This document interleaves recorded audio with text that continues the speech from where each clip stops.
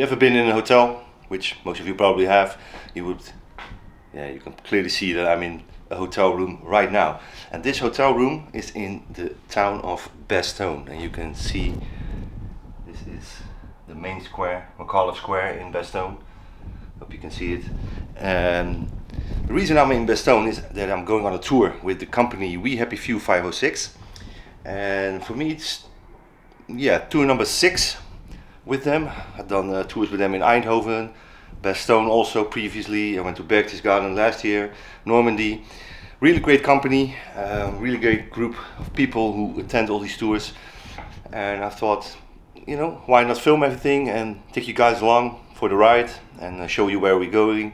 And maybe in the future, if you like this, you can say, hey man, I want to go on one of these tours as well. And you know, I should urge you, please do so, because they are really great people. Matthew Leitch is one of the co-founders of WeHappyFew 506. He played Floyd Talbert on Band of Brothers. He's on every tour basically, and so he's here today as well. And he brought with him Robin Laing, who played Babe Heffron.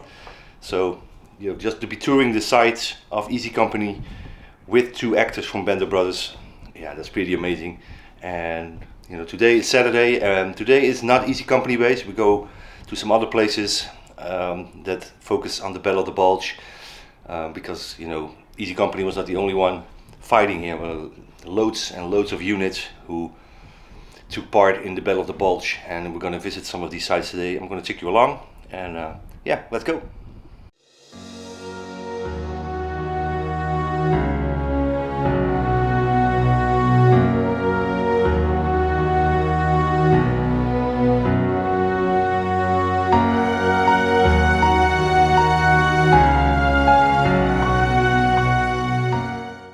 So when you go on these tours with WeHappyFew 506, it's not just Easy Company locations that you go to and what they talk about. You know, this is day 1 for us, and we're now in the northern shoulder of the Battle of the Bulge. We're in a town called Mannheim, and this is a Panther tank. This was left behind by the Germans, was damaged. You can see the tracks are damaged because of a minefield that was close here. So yeah, if you're really into World War II, you want to find out about lots of other units, a lot of stuff that happened here in this area, you know, these tours are definitely for you. It's not all Band of Brothers.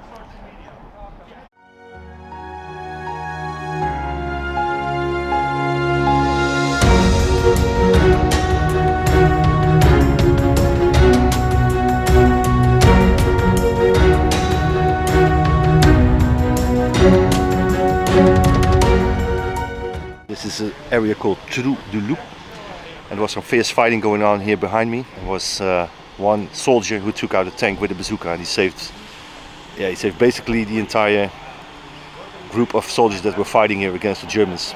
It was infantry against a large amount of tanks, and knocking out the tank blocked the road, so the other tanks couldn't drive up. And that basically saved the lives of countless soldiers.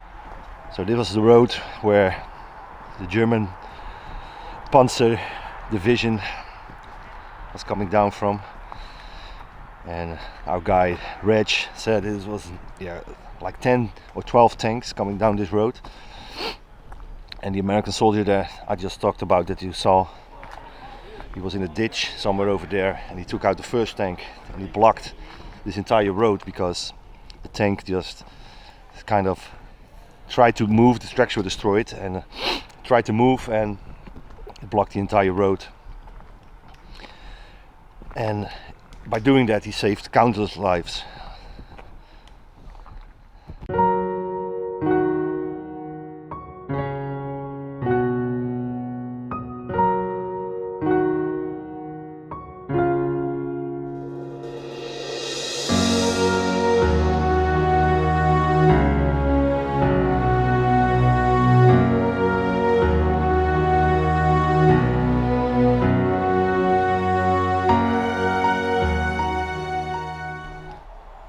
So in these woods, this is where the soldiers were hunkered down. If you walk around here, there's still some foxholes and everything. And then received word that the Germans were coming down that road that I just showed you. And they fell back into a different position over there where the bus is and where the tour group is. and that's where they had the big fight. But these woods look amazing.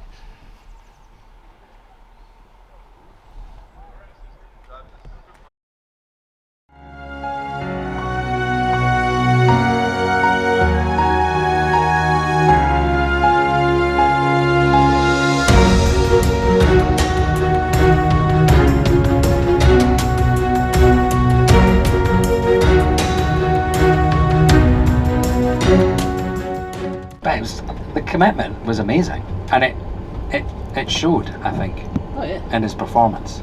He was completely committed.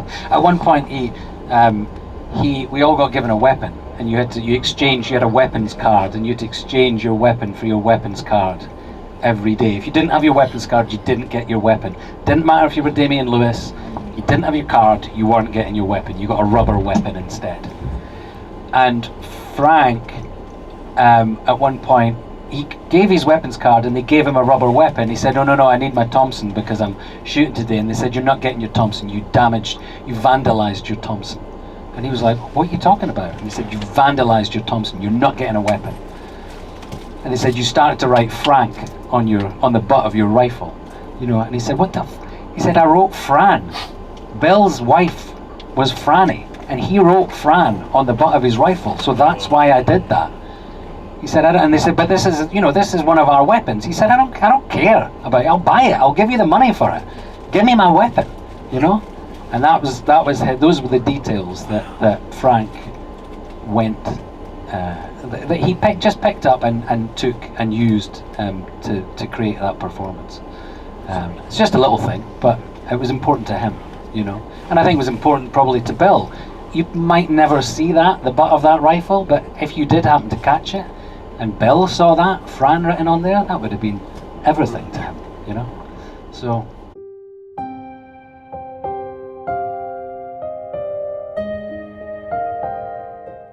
We're now in the town of Wereth, which is made famous by the story of the Wereth 11.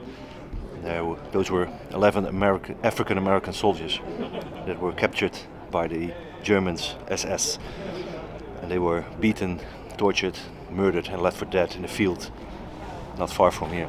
This white house behind me, this is the house where they sought refuge when they were separated from their unit, and the guy who lived here welcomed them in, gave them dinner, and one of the locals here in the village, she betrayed them actually and called the Germans in, and they came in and took them away. And we're now going to go inside the house, and the table where these 11 soldiers had their last dinner is still there. So I think that's going to be a pretty powerful moment to step into that room.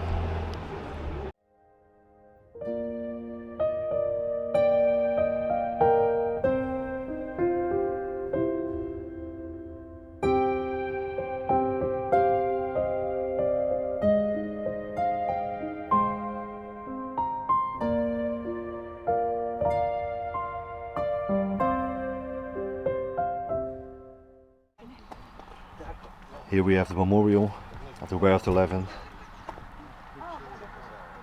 The soldiers in the house that we just went into, these are the names. This is the man who made this memorial possible. He's the son of the original owner of the house that we just entered. And at this site of the memorial, that's where they were murdered and where they were left. And their bodies were found like 6 weeks later. So we're now walking into these woods, and these woods are, according to Reg, our guide, are unique in this area of the Battle of the Bulge. This section of wood was occupied by Germans and by American soldiers.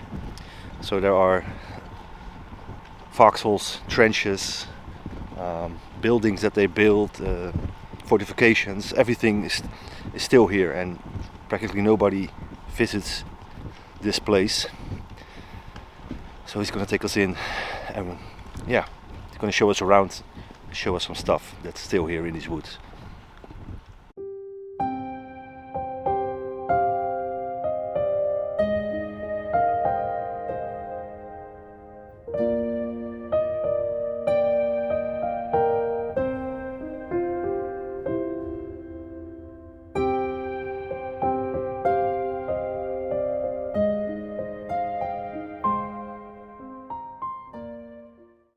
So here we have the remains of a German trench.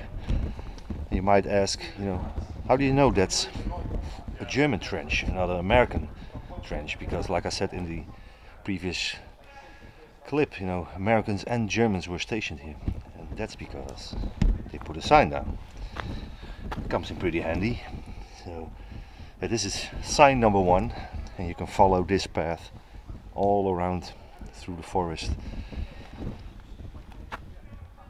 This is German trench remains. And if you walk up to the next one, pretty epic place to walk around, and it's deadly quiet, except for me blabbing my mouth. So yeah, this is sign number 2. This is an American foxhole. And the way they determined this is because the Americans were facing that way from where the Germans came, and the Germans were facing the other way around. So that's how they know which ones are German and which ones are American. So here we have an American one. It's quite big. This was used as a command post by the Americans.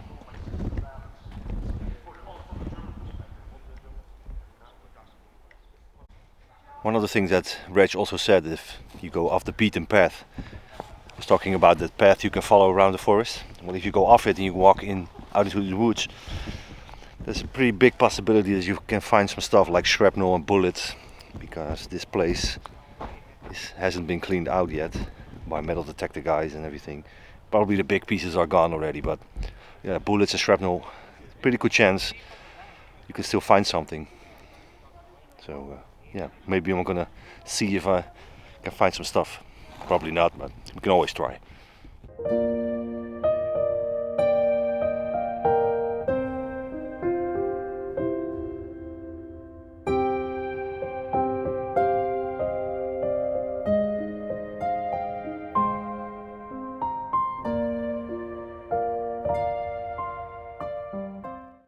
So this has to be the coolest thing we have seen today. This place is pretty amazing.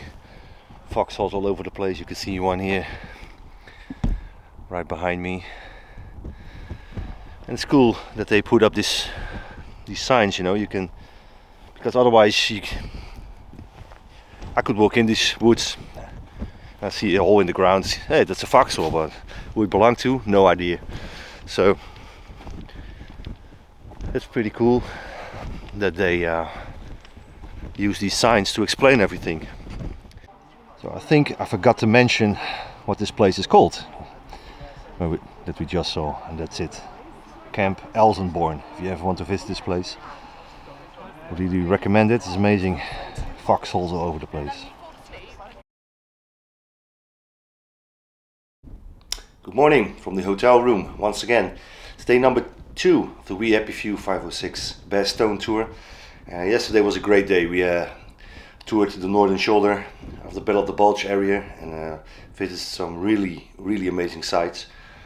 And I talked to Reg a little bit, the guide, and today is going to be more about Easy Company, which I get because you always have new people on the tour, and when you come to Bastogne you want to visit the Easy Company positions and foxholes and everything. So I think we're going to head that way, maybe go into Foy, and yeah, we'll see. There's always some surprises here and there on these tours, and so yeah, about to head down, hop on the bus, and we'll see what the day will bring, and I will take you with me on the day number 2.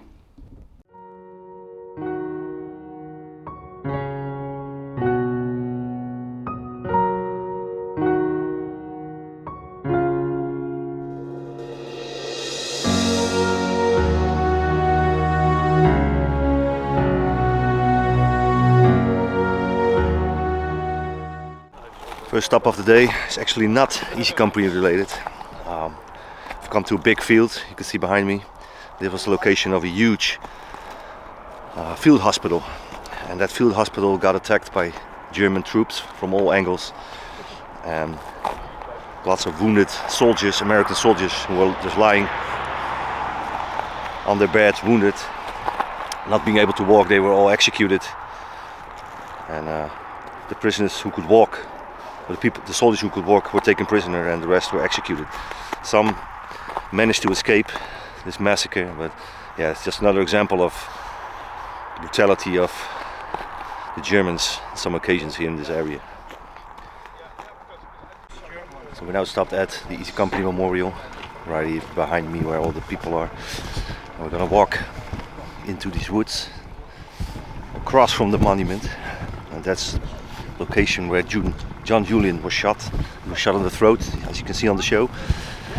And John Julian was a really good friend of Babe Heffron, and we have Robin Laing, who played Babe Heffron, with us today on the tour. So there's going to be a special moment right here in the woods. He steps into that foxhole, and then his voice is coming from underneath, like Hinkel bestood us. Like, I think Babe said something like well, Hinkel my ass, and then they kind of took off. I always thought it was made up, but Babe confirmed that it was a true story. Well, did he say anything about it to you about that, or? No, just what's, you know, what's in the show. That's what happened. You know, I stepped in, I disappeared up to my waist, and we got out there as quick as we could. And then, everybody was poking fun at me for the rest of the day. So patrol following the railroad track coming in this way. Now, then all of a sudden the Germans opened up with machine gun fire on them, and that's kind of the scene where John Julian got hit in the neck. And the Germans are using it as bait so they can't get him out again. That basically happened in this area. Now what the Germans did, where was the machine gun, to my opinion, what I think, it's not really, it's what I think, is because behind you see a big quarry, there's a big hole, a pit down there, which would be the perfect position to set up a machine gun. And why would you set up a machine gun? To cover the clearing. That's when we were going to walk back. There's some German gun positions down there as well, so there would be crossfire, like one gun covering it that way, that gun firing that way. One fires low, the other one fires high. That's how you set up crossfire. But John Julian got hit, and you see that they have to leave him behind and kind of stuff. However, when I was touring with J.D. Henderson, he said we got to Julian and he died in my arms, and we did recover his body. But the funny thing is, this happened on the night of the 20th to the 21st of January, and on his headstone of Julian says January 1st. So there's some. Now the thing is, when you go to an American cemetery and see the dates, that's not always the exact date of death. If they don't know, they would use the date when the body is recovered, or when the person's been reported missing in action. And I think that was the case with John Julian.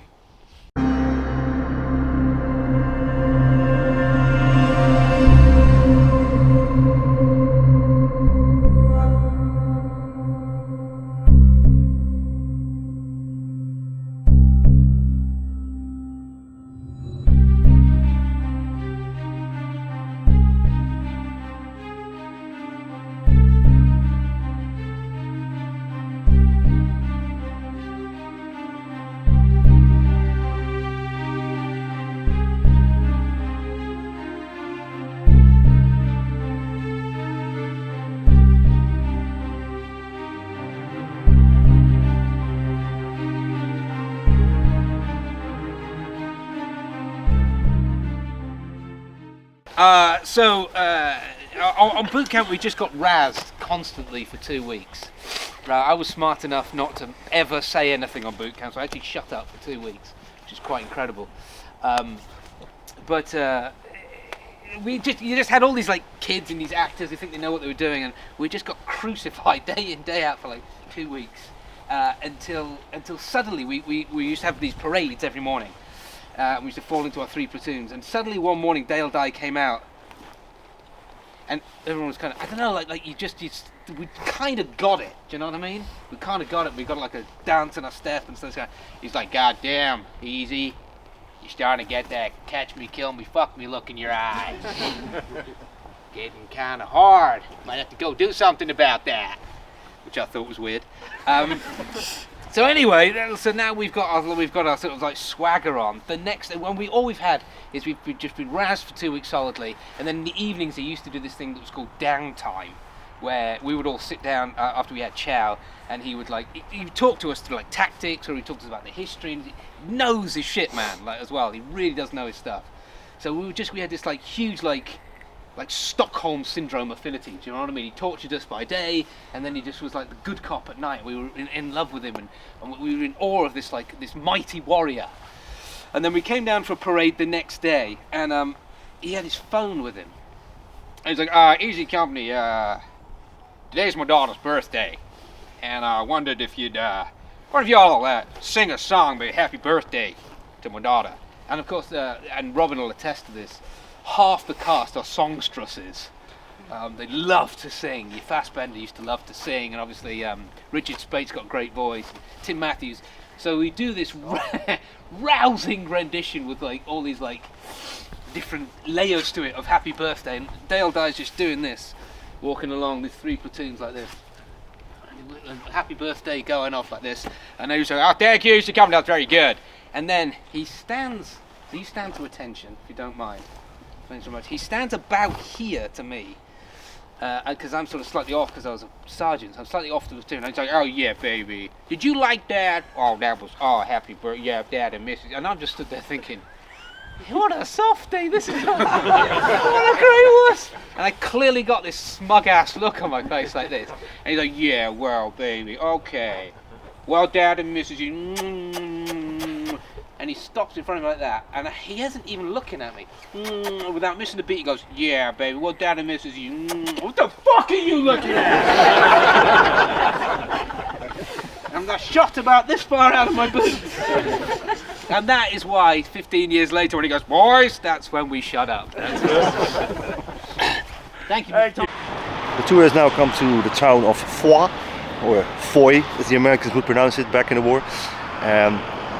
You know, where these guys are walking over there, their house over there, that's where Lieutenant Spears made his run, that you can see on Band of Brothers. When he runs through the German lines, that's the location where he started his run from. So I'll make my way to this house, across the street from this house, and this is the house where Lieutenant Spears started his run, and he ran across the road over there to that pole, you know, and then he ran back again. So as you can see, it's a much shorter run as it was on the show. Yeah, it doesn't make it any less a run. So the Spear house is right there, and if you walk in this direction you come up to this house. And this is the house where the sniper was in that Shifty Powers shot. And if you look at these windows right here, the top window, that's where the sniper was positioned, that Shifty shot. And you can see there's a lot of battle damage on the outside of this building as well. So I was just there, over there, where those guys are walking, the tour guests. That's where the sniper was. And behind this white wall of this house right here, this is where Shifty took his shot.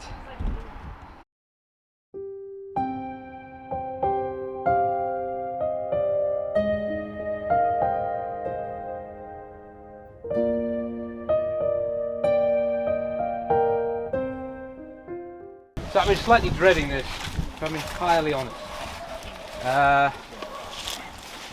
Because